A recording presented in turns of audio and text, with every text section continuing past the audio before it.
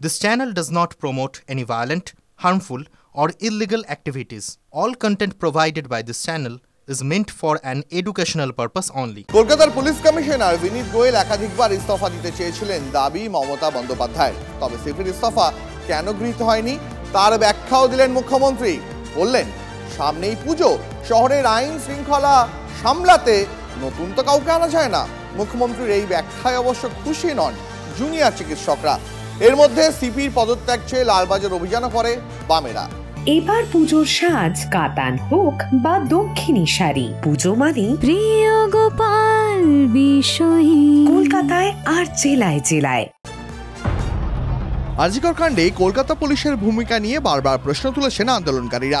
Police commissioner বিনীত গোয়েলের ইস্তফার দাবিতে ৩রা September RG Kar অভিযানও করেছিলেন junior ডাক্তাররা। ২২ ঘন্টা অবস্থানের পর সিপির সঙ্গে বৈঠক শেষে তাঁরা দাবি করেন, ঊর্ধ্বতন কর্তৃপক্ষ চাইলে পদত্যাগেও রাজি বলে জানিয়েছেন বিনীত গোয়েল। এবার পুজোর সাজ কাতান হোক বা দক্ষিণী শাড়ি, পুজো মানে প্রিয় গোপাল বিষয়ী। কলকাতায় আর জেলায় জেলায়। 12 এবং 14 তারিখের ঘটনার যে দায়ভার, সেই দায়ভার তিনি নিয়েছেন। তিনি মনে করেন এটা তাদের পুলিশি ফেলিওর। আমরা বলেছিলাম যে স্যার, আপনার এই দায়ভার নিয়ে, নৈতিক দায়ভার নিয়ে আপনার রেজিগনেশন দেওয়া উচিত। তিনি বলেছেন তার ঊর্ধ্বতন কর্তৃপক্ষ যদি মনে করেন তাহলে তিনি দায়ভার থেকে নৈতিক দায়ভার নিয়ে রেজিগনেশন দেবেন। সোমবার নবান্নে মুখ্যমন্ত্রী দাবি করলেন, নিজে থেকেই ইস্তফা দিতে এসেছিলেন বিনীত গোয়েল, কিন্তু তিনি যে কলকাতার পুলিশ কমিশনারের পদে আপাতত নতুন কোনো মুখ আনছেন না তা বুঝিয়ে দিয়েছেন মুখ্যমন্ত্রী। কলকাতা পুলিশ কমিশনার আমার কাছে নিজে এসেছে অনেকবার পদত্যাগ করার জন্য, গত 7 দিন আগে। সামনে পুজো, আপনারা এবার আমায় বলুন, ল অ্যান্ড অর্ডার লোকটাকে তো জানতে হবে যে থাকবে কোন পাড়ায় কোন পুজো হচ্ছে, পুজো কমিটিগুলো কি থিম করছে, কোথায় কি পুলিশ পোস্টিং আছে। এটা পুজোর সময়, কিছুদিন ধৈর্য ধরলে কি মহাভারত অশুদ্ধ হয়। আপনারা ঠিক করবেন, সবাইকে চেঞ্জ করতে হবে। যতটা বলছেন, যতটা পারছি আমরা করছি। কোনো তারিখ উল্লেখ না করলেও মুখ্যমন্ত্রীর বক্তব্যে স্পষ্ট, ডাক্তারদের লালবাজার অভিযানের আশেপাশের সময়ই নিজের পদ ছাড়তে চেয়েছিলেন বিনীত। মুখ্যমন্ত্রীর এই বক্তব্য নিয়ে আন্দোলনকারী ডাক্তারদের কি প্রতিক্রিয়া?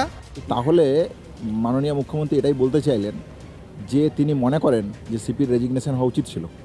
তাহলে যদি উচিত ছিল মনে করেন, এবং এই আন্দোলনের বারবার যে সুর উঠে এসছে, সেই সুরকে মান্যতা না দিয়ে শুধুমাত্র একটা পুজোর ছুতো দিয়ে রেখে দেওয়া কি প্রয়োজন ছিল? তাহলে তিনি তো, আমরা যে কথাটা বারবার বলছি যে আন্দোলনের সাথে রাজ্য সরকার সহমর্মী নয়, যে কথাটা বারবার আসছে, সেই জায়গাটাতে সদর্থক পদক্ষেপ আমরা তার কাছ থেকে আশা করি। শুধু আন্দোলনরত চিকিৎসকরাই নন, সিপির পদত্যাগের দাবিতে সোচ্চার হয়েছে বিরোধী দলগুলিও।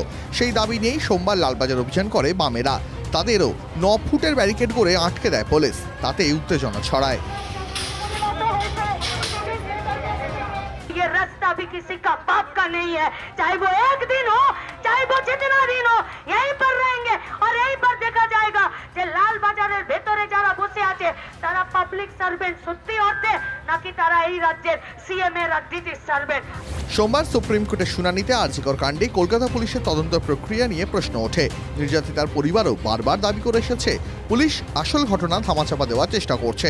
মুখ্যমন্ত্রী অবশ্যই দিন জানান, আরজিকর কাণ্ডের আবহে পুলিশ সার্বিক পরিস্থিতি অত্যন্ত দক্ষতার সঙ্গে সামাল দিয়েছে। Bureau report, TV9 Bangla.